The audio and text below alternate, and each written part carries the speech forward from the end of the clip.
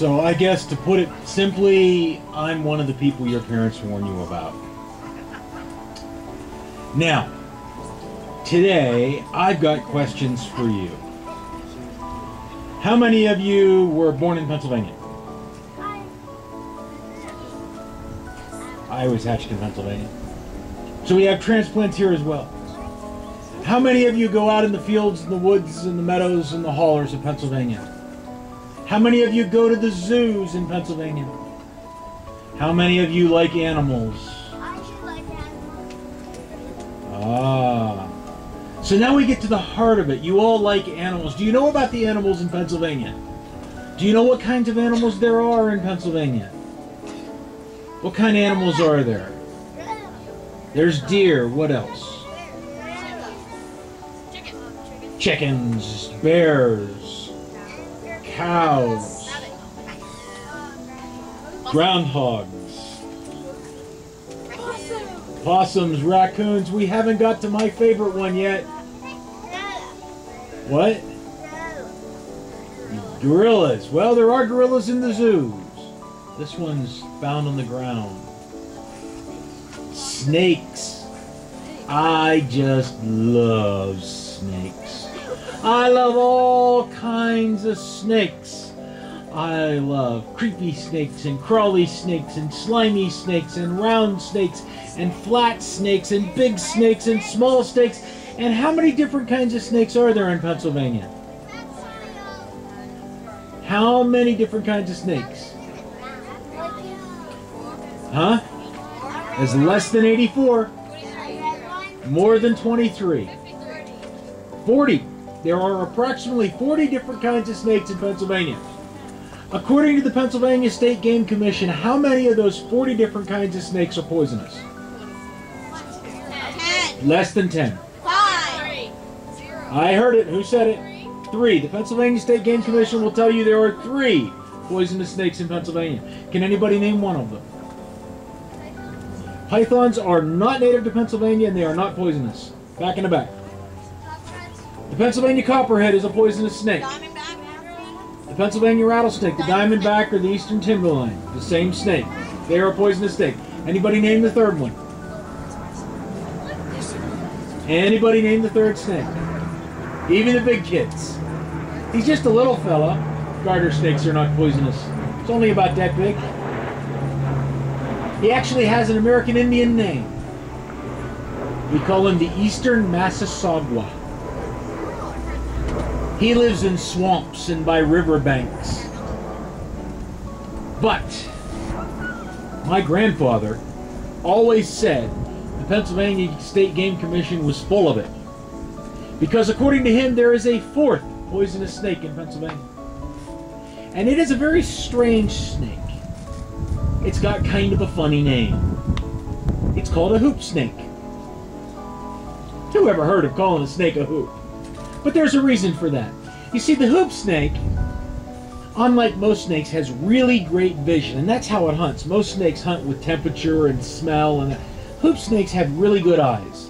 And they live on the top of mountains, and they look down the mountain. And they live up there and they look down the mountain.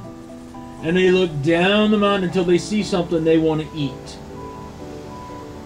And when they see something they want to eat, they reach around and they grab their tail in their mouth.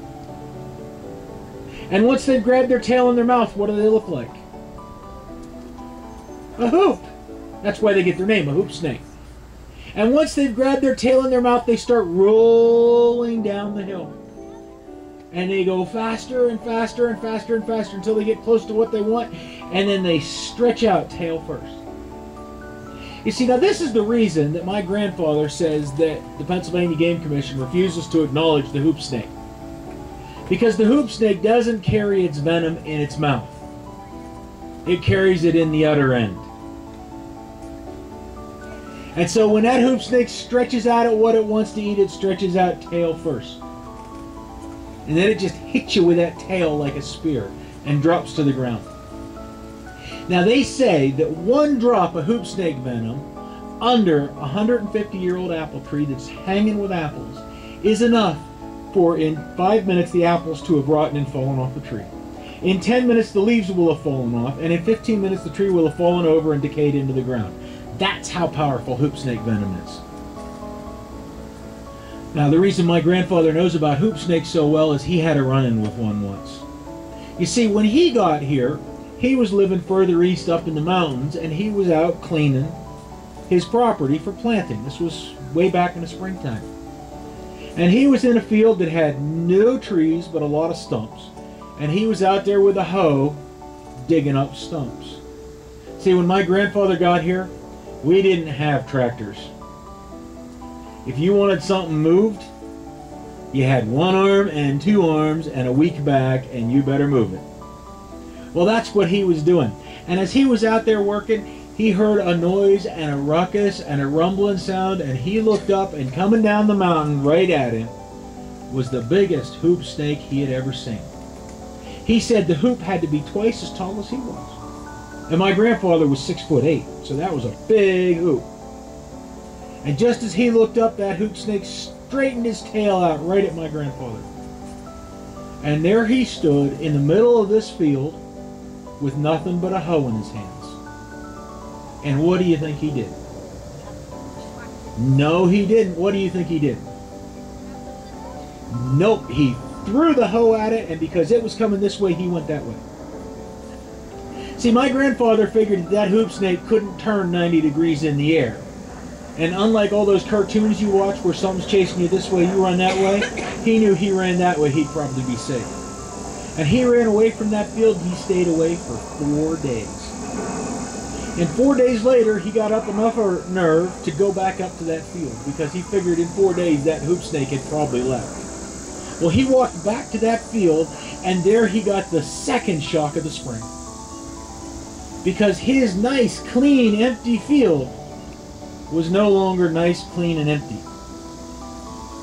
Laying in the middle of his field was the biggest, the largest, the smoothest log he had ever seen in his life. He said he couldn't reach up and touch the top of it. Now remember, my grandfather was 8 inches taller than me, so he's pretty tall. But he couldn't reach up and touch the top of it, but it was perfectly smooth. He walked down around it, he walked down the end. There were no branches on it, there was no bark on it. It was nice and smooth. He went around one end of it that was all nice and rounded off, and about halfway up there was a little bitty night crawler sticking out of this log. And he walked down to the other end of that, and about halfway up the other end of it, do you know what there was? What do you think was on the other end of that log? Nope. Nope. What do you think? The business end of his hoe. The little metally part. Right up in the middle of that log. And my grandfather thought about it. Now, he was a fairly intelligent man, and as he thought about it, he realized what must have happened was when that hoop snake hit his hoe that he'd thrown at it, its tail got stuck in the wood. And with its tail stuck in the wood, all the venom that hoop snake had for its entire life got pumped into that hoe.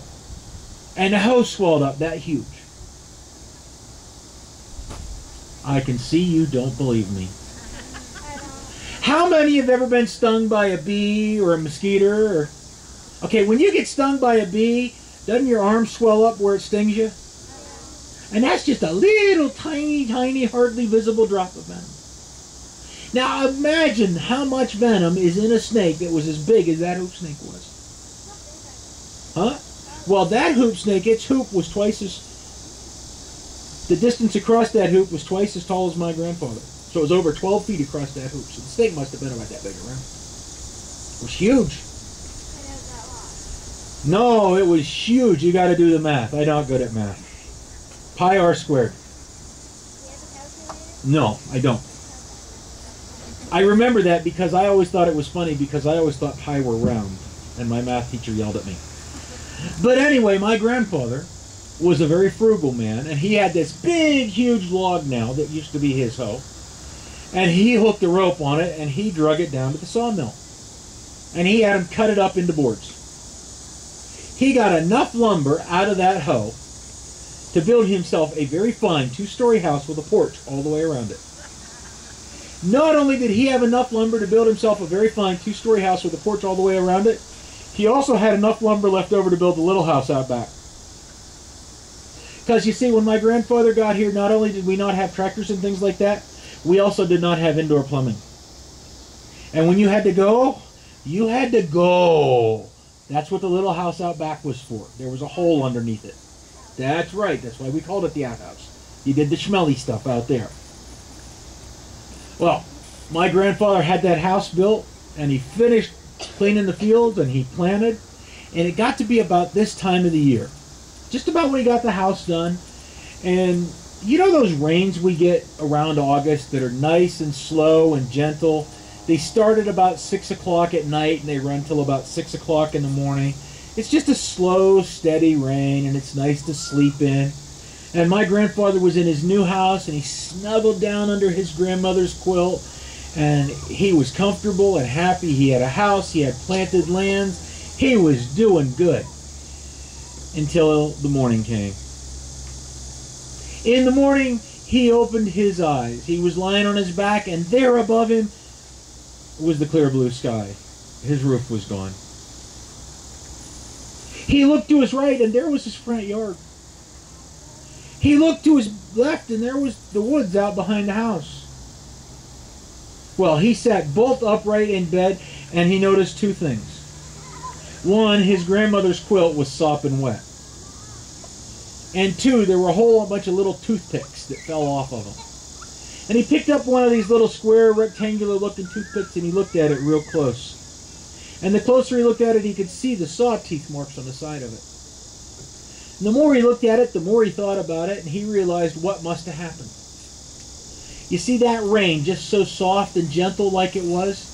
It had washed all the hoop snake venom out of that wood. And without the venom in it to keep it swelled up, the wood had shrunk back to the original size it was in that house. So he didn't have a house. But to his dying day, he always said he was very happy that he was in bed asleep when that happened, and not sitting out back in the little house.